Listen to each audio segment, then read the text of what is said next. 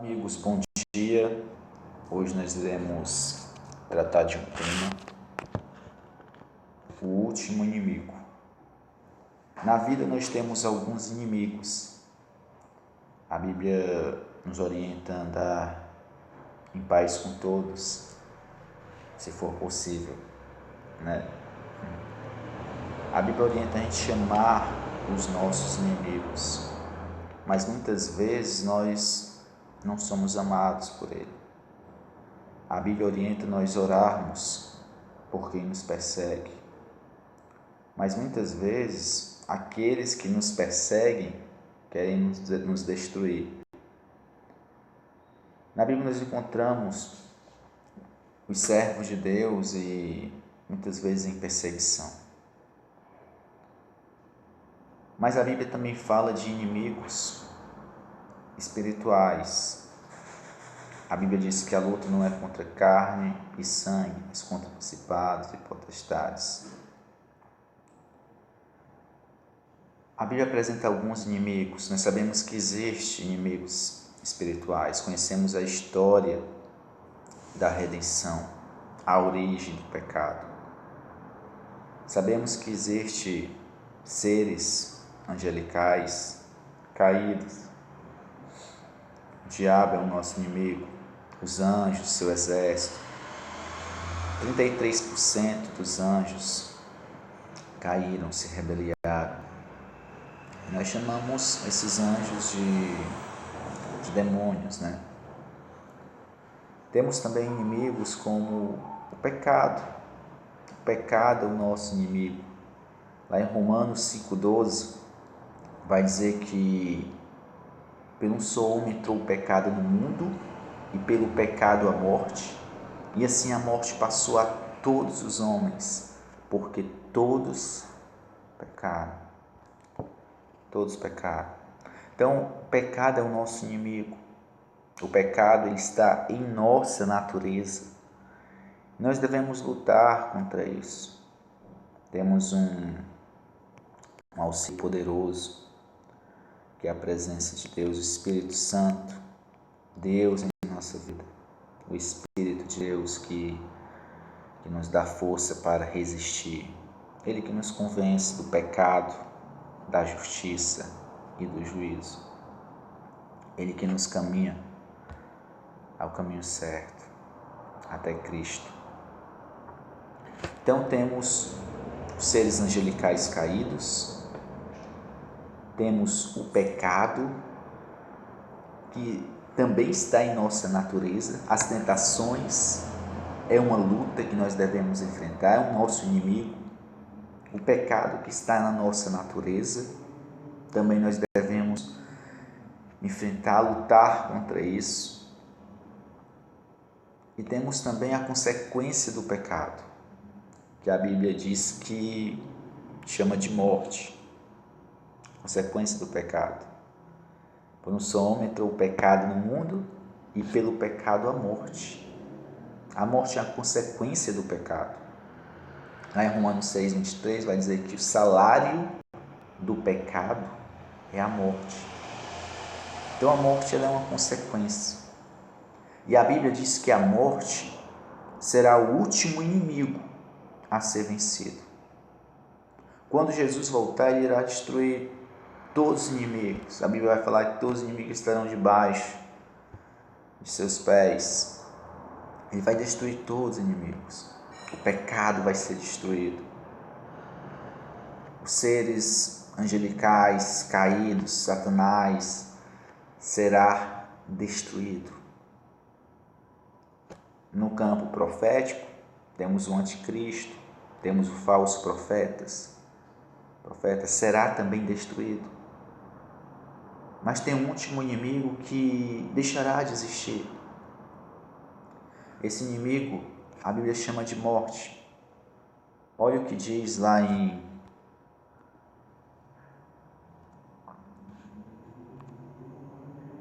Em 1 Coríntios 15:26, diz assim: o último inimigo a ser destruído é a morte. O último inimigo a ser destruído. Ou seja, a morte vai deixar de existir. A morte que muitas vezes entra nos lares das pessoas e traz sofrimento, cicatrizes. A Bíblia diz que essas cicatrizes elas vão ser saradas, elas vão ser curadas. E esse inimigo que tem trazido tanto sofrimento,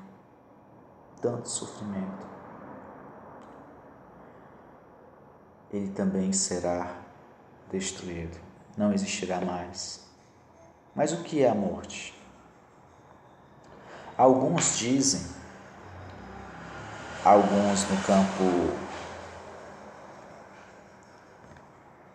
espiritual, espiritualista, eles vão dizer que a morte é o início da vida. Vou falar que a morte é o início de tudo. Os filósofos antigos diziam que a morte é uma libertação. Quando a pessoa morre, a mente, a alma é liberta do corpo, da matéria que a aprisiona. E ela se torna liberta e pode navegar com os deuses, nas ideias. Amigos, isso é teoria, isso é filosofia. Isso não é verdade. A nossa única fonte de verdade é a Bíblia, é a palavra de Deus. Se você tirar a Bíblia como fonte de verdade, o que resta? O que resta? Não resta nada. A Bíblia, amigos, é a palavra de Deus. Jesus disse lá em João 17, santifica na verdade, João 17, santifica na verdade, a tua palavra é a verdade, a palavra de Deus é a verdade. Palavra inspirada por Deus. Palavra que cura, que liberta, que nos ensina e que nos faz sábio para a salvação. Na palavra de Deus nós encontramos respostas para tudo, inclusive para esse tema que nós estamos estudando hoje, sobre a morte. O que é a morte? Então vamos entender o que a Bíblia fala sobre a morte. O que é a morte? A Bíblia vai dizer que a morte é o oposto da vida. A morte é o oposto da vida.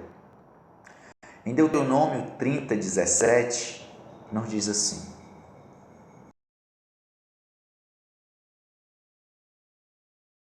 a terra tomo hoje por testemunha contra ti, que te propus a vida e a morte, a bênção e a maldição. Escolhe, pois, a vida para que vivas, tu e tua descendência. A Bíblia deixa claro que a morte, ela é oposição da vida, é o contrário da vida. Assim como a bênção é contrário da maldição. Então, para nós entendermos a morte, precisamos entender o que é a vida. O que é a vida? O que significa a vida? Vida significa ser feliz, vida significa viver, vida significa respirar. Vida é um louvor. Para alguns que estão vivendo um momento difícil em sua vida, podem ser que dizem que vida é sofrimento, vida é dor, vida é isso. Mas isso não é vida. Isso não é vida. Não foi esse fôlego que Deus soprou em nós. E Deus quer restaurar e Deus quer nos dar a vida. A Bíblia vai dizer que a vida está em Jesus. Jesus é a fonte de vida. Deus é fonte de vida. Então vamos entender o que é a vida, de acordo com a Bíblia. Lá em Gênesis 1:27 e Gênesis 2:7, vai dizer como Deus formou o homem. Deus formou o homem.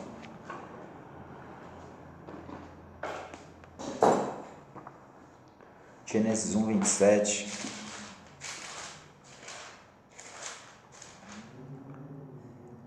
Você pode pegar a sua Bíblia em casa e ver comigo como Deus criou o ser humano, como foi grande o amor de Deus, porque Deus criou todas as suas criaturas, tudo que existe, tudo que a gente vê, tudo que a gente acha belo, apenas com sua palavra. Ele falava e as coisas existiam, porque Deus é fonte de vida, Deus é criador. Mas quando Deus criou o ser humano, Ele moldou o ser humano, Ele plasmou o ser humano com suas próprias mãos e soprou em suas narinas o fôlego de vida. A gente vê o amor de Deus na criação do homem. Depois que Deus criou tudo, Ele deu todo o domínio sobre todas as criaturas ao homem. O ser humano é o ser que mais se assemelha a Deus. O ser humano, ele cria, o ser humano, ele produz, ele constrói. Essa tecnologia que nós temos, nenhum outro ser pode criar. Foi Deus que nos deu essa sabedoria. Então vamos lá em Gênesis 1, 27. Diz assim: criou Deus, pois, o homem à sua imagem, a imagem de Deus o criou. Homem e mulher o criou. Essa foi a criação. Deus criou o homem à sua imagem. O homem e a mulher são imagem de Deus. São seres capazes, capacitados, que produz, que cria, que pensa, raciocina, que toma decisões. Gênesis 2,7 diz assim: então formou o Senhor Deus ao homem do pó da terra e soprou nas narinas o fôlego de vida, o pneuma, e o homem passou a ser alma vivente. Então, como foi a criação do homem? O que é um ser humano? O que é uma alma vivente? O que é um ser vivo?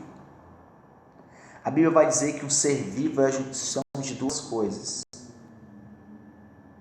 Primeiro, o pó da terra. Deus criou o boneco, o ser humano, o pó da terra. E quando nós falamos que Deus criou o homem do pó da terra, às vezes nós imaginamos um boneco de barro, né? E Deus sopra e Ele cria vida. Mas quando Deus criou o ser humano, Ele criou tudo, o ser humano por completo.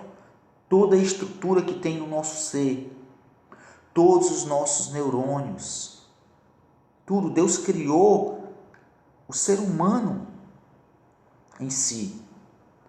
Quando Deus criou o ser humano por completo, tudo que ele tem, os nervos, as veias, Ele sopra em suas narinas o fôlego de vida. E depois disso, apenas depois disto, o ser humano passa a ser alma vivente. Muitas pessoas se confundem. O que é esse fôlego que Deus soprou? Esse pneuma. Tanto no grego como no hebraico, a palavra alma, nefesh, ou psique no grego, significa mente. Então o ser humano passou a ser uma alma pensante, uma mente pensante, um ser vivo. Algumas pessoas dizem assim, isso até é perigoso, tem doutrina dentro do cristianismo. Algumas pessoas pensam que esse fôlego que Deus soprou, que realmente significa fôlego, vento, ar, pneuma, Você pode até pensar no pneu, né? Vem de pneuma, realmente. Pneuma, ar.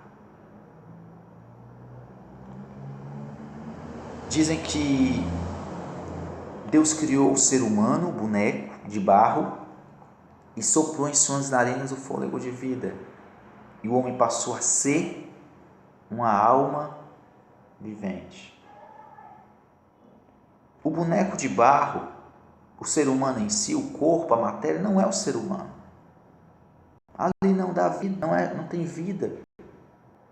E a gente sabe disso, porque quando às vezes nós nos deparamos em uma cerimônia fúnebre,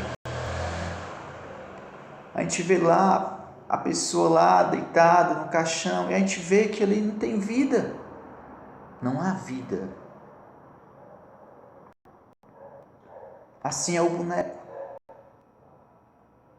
Que Deus criou o ser humano. Ali não há vida.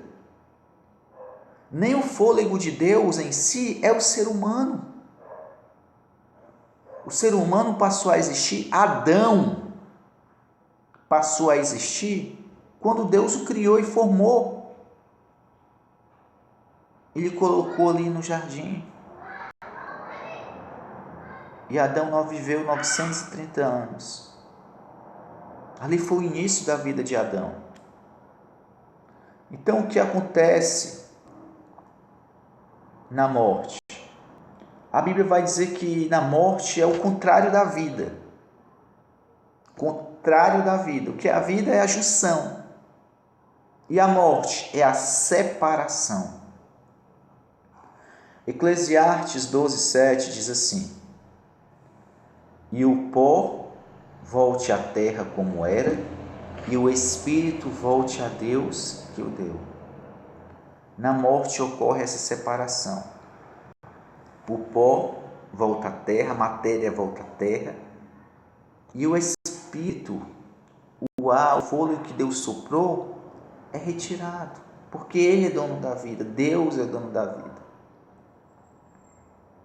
E alguns vendo isso daqui, dizem assim, o pó volta à terra e o espírito da pessoa, e imagina um espírito, um Gasparzinho, uma vida fora do corpo. Amigo, isso é dualismo.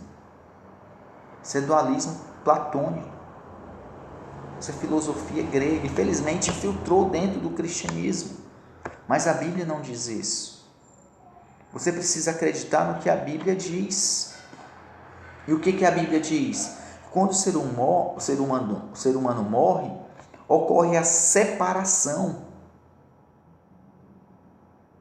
O ser humano deixa de existir, o pó volta à terra e o fôlego que Deus soprou é retirado. Me perguntaram, Samuel, e esse espírito que volta a Deus, não é o espírito da pessoa? Claro que não. Claro que não. Alguns até se aventuram em dizer e acreditar e pregar uma pré-existência. Que o ser humano existiu, e essa doutrina está dentro de muitas igrejas batistas, muitas igrejas presbiterianas, que creem na predestinação e acabam se navegando na questão da pré-existência, dizendo que o ser humano existia antes da criação, existia com Deus em espírito. Amigos, a Bíblia não diz nada disso. Adão passou a existir quando Deus soprou. A Bíblia vai dizer que o ser humano passou a ser alma vivente quando houve a junção. O boneco não é um ser humano. O corpo não é a pessoa. O fôlego de Deus não é a pessoa. Adão passou a existir quando houve a junção. E na morte ocorre o oposto, como nós vimos. A morte é o contrário da vida. Assim como a bênção é contrário da maldição. Então, Eclesiastes 12:7 está dizendo que ocorre o oposto. O espírito o pó volta para a terra, como era, e o espírito volta para Deus volta para Deus que o deu. É exatamente isso que acontece.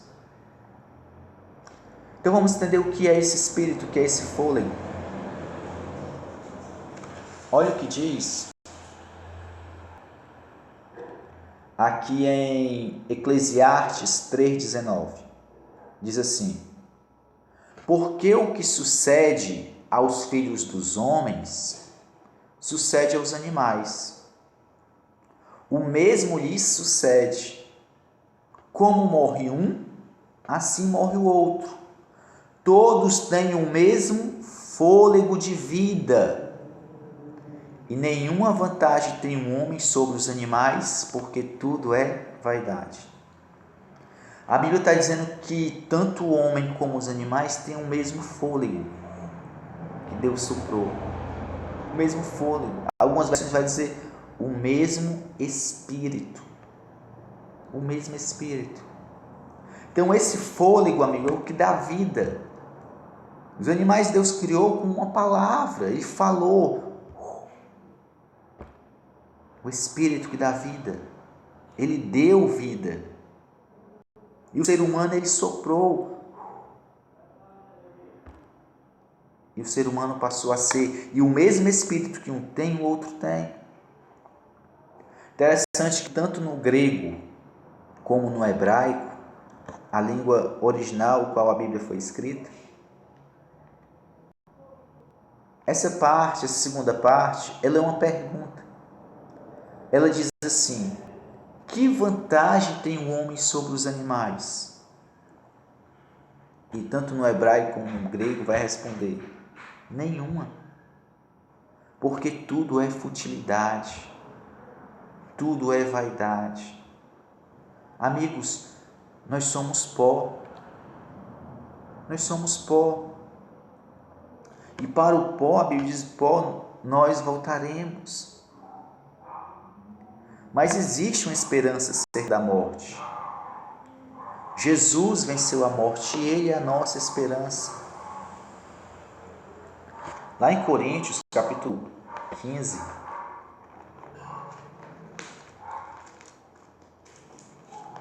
Coríntios, capítulo 15,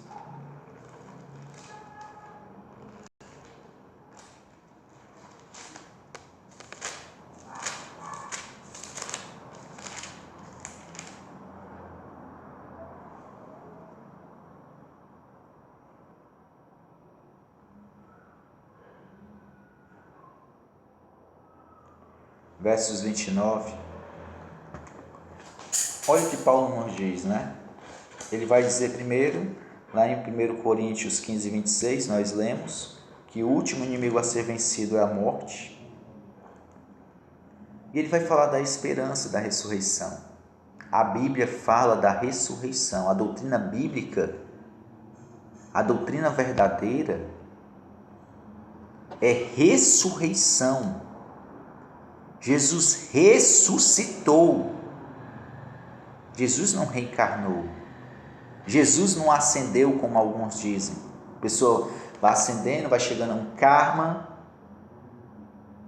Jesus ressuscitou. A doutrina bíblica é da ressurreição.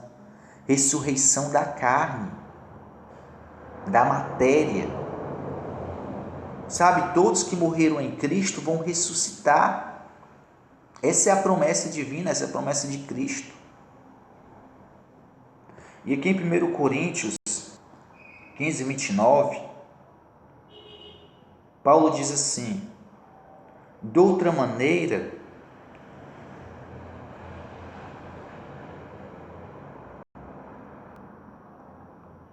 verso 29 diz: de outra maneira, que farão os que batizam por causa dos mortos?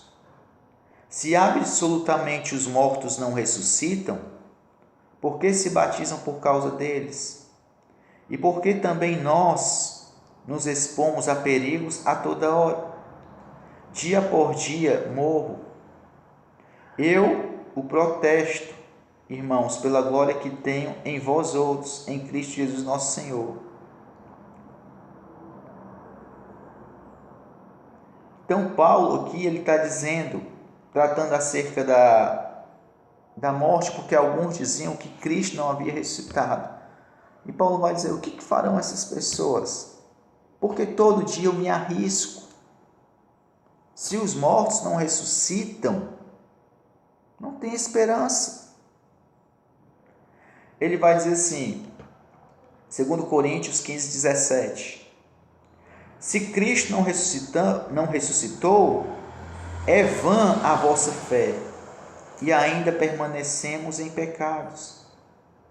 E ainda mais, os que dormiram em Cristo pereceram. Ou seja, se Cristo não ressuscitou, não há mais esperança. Se Cristo não ressuscitou, não há vida após a morte. Eles pereceram, acabou. É isso que Paulo está dizendo. Se Cristo não ressuscitou, mas Cristo ressuscitou. Cristo ressuscitou. E Cristo tem poder sobre a morte. A morte não é o fim. Na verdade, a Bíblia trata a morte como um sono. Por quê? Porque um dia todos irão despertar. Como? Em espírito encarnado? De maneira nenhuma. Mas em corpos ressuscitados. Jesus disse lá em João 5, 28 e 29, ele diz assim: não vos maravilheis disto, porque vem a hora em que todos os que se acham justos ouvirão a sua voz e sairão. Os que tiverem feito bem, para a ressurreição da vida, e os que tiverem feito mal, para a ressurreição do juízo.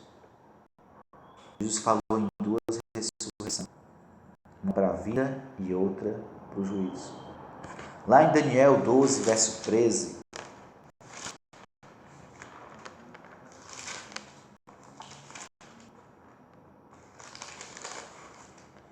lemos o seguinte: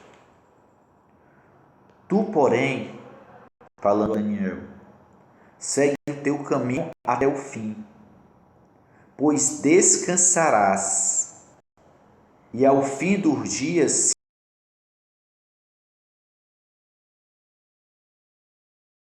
se leva. A Bíblia vai tratar a morte como sono. Foi dito a Daniel: Daniel, tu vai descansar, tu vai repousar, tu vai dormir, mas no fim dos dias tu se levantará, ou seja, ressuscitará. E essa verdade nós lemos em Daniel 12, verso 1, falando da ressurreição. Então a Bíblia ela trata a morte como um sono.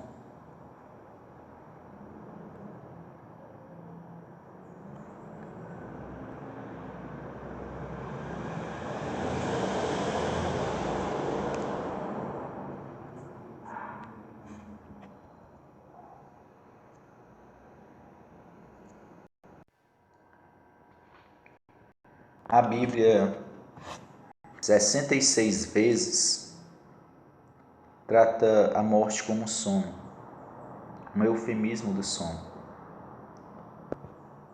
Algumas passagens nós lemos 66 vezes. Deus falou para Moisés dizendo: disse o Senhor a Moisés: eis que estás para dormir com os teus pais. Falando da morte de Moisés. Deus falando a Samuel: quando os teus dias se cumprirem e descansares com os teus pais. Falando da morte de Samuel. Quando Jesus ressuscitou, a Bíblia vai dizer que muitos dos santos que dormiam ressuscitaram.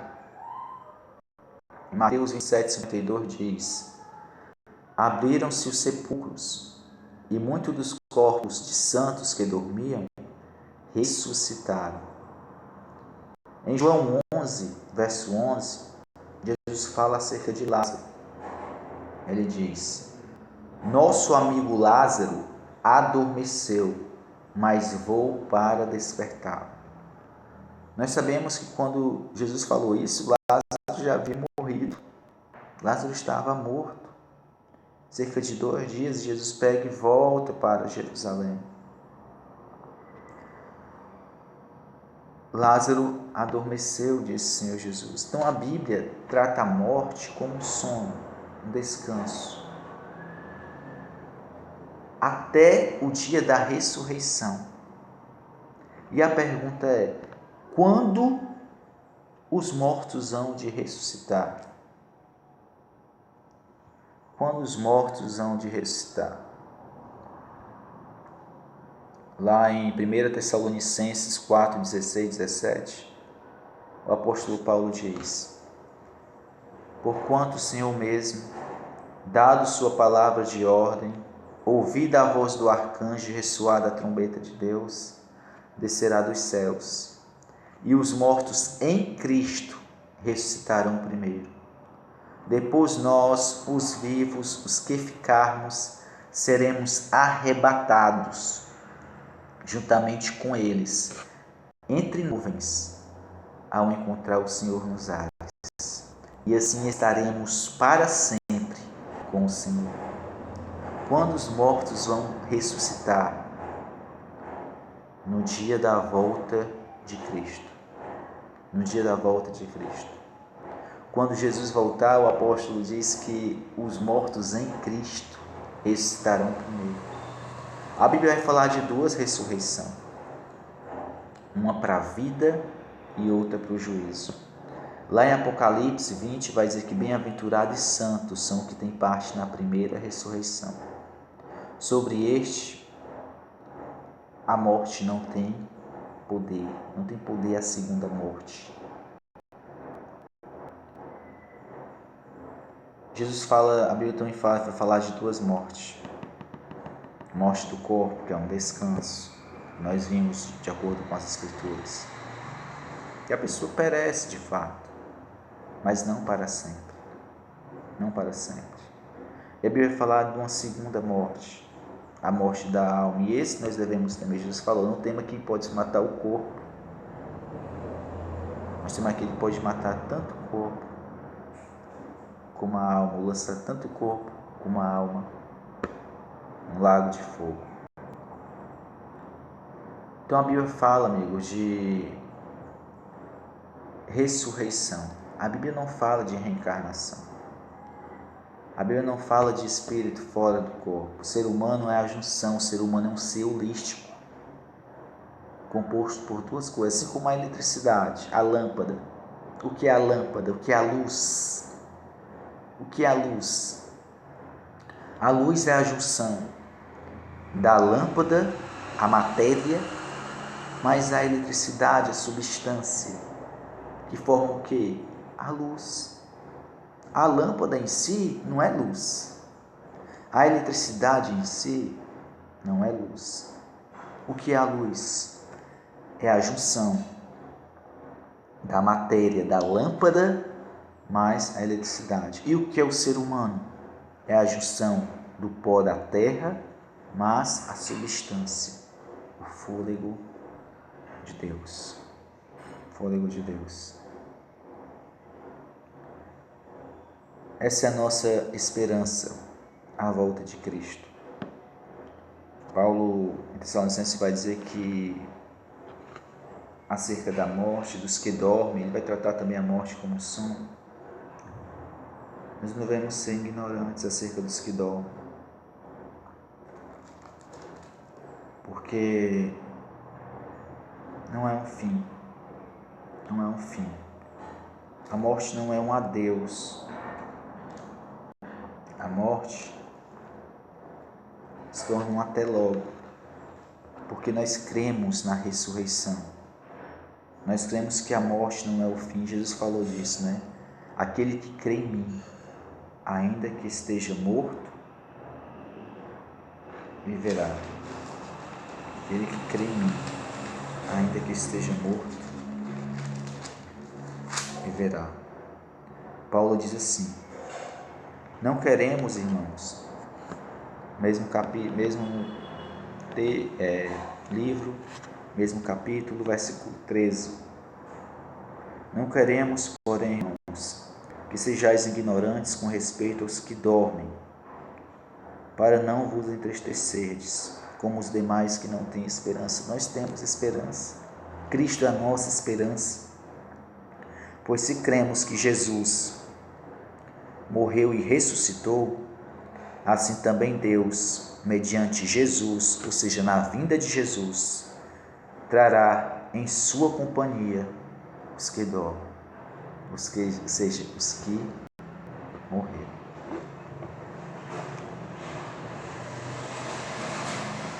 Alexandre o Grande, um grande imperador do Império Grego, que recebeu vários títulos, várias conquistas, recebeu títulos de faraó do Egito, dominou vários impérios. No auge de sua fama,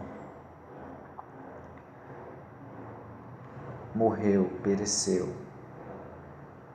com uma febre, algo qualquer inexplicável. Alexandre o Grande, dizem que ele dizia que quando ele morresse, ele queria que fizessem 3 coisas. O primeiro é que o seu caixão fosse carregado pelos médicos da cidade. O segundo pedido que ele fazia era para que os seus tesouros, suas riquezas, ouro, prata, pedra preciosa, fosse colocado no caminho até o seu túmulo. E o terceiro pedido que ele fazia era para que seu caixão fosse aberto, fosse levado aberto e suas mãos lá de fora do caixão. Um dos seus generais disseram: Alexandre, mas por que esses pedidos? Para que isso? E ele disse: olha, eu quero que meu caixão seja carregado pelos médicos da cidade,